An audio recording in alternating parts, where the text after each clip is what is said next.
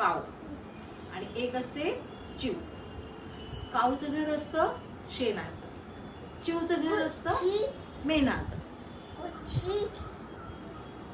मग एक दिवस काय होतं, खूप मोठा पाऊस पडतो. एक दिवस खूप मोठा पाऊस पडतो. काऊचं घर वाहून जातो. काऊ जातो चिवच्या घरी, चिवच्या घरी जातो. हा, काऊ जातो चिवच्या घरी आणि कसं करतो, ठक ठक ठक ठक ठक ठक ठक ठक ठक.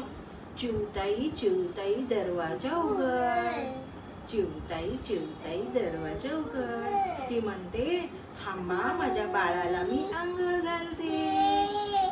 परत ठक ठक ठक ठक ठक ठक ठक ठक ठक दरवाजा वाजवतो आणि कसा म्हणतो चिवताई चिवताई दरवाजा उघड.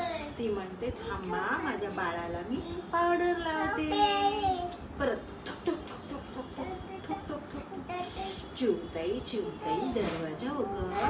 ती म्हणते थांबा माझ्या बाळाला मी टिक्का लावते.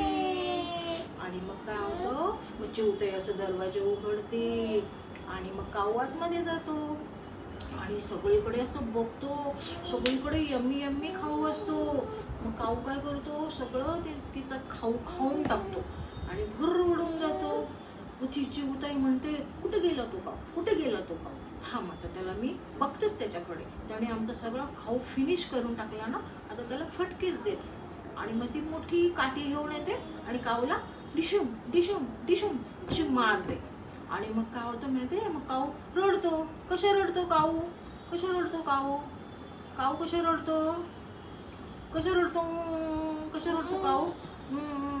आणि मग त्याला रस्त्यात कोण भेटतं, कोण भेटतं त्याला, भटजी बुवा. मग भटजी बुवा काय म्हणतो, काय रे काऊ दादा तुला कोणी मारलं, कोणी मारलं. तो म्हणतो मला चिवताईने मारलं. का, तर मी ते तिचं खाऊ खाऊन टाकलं ना म्हणून.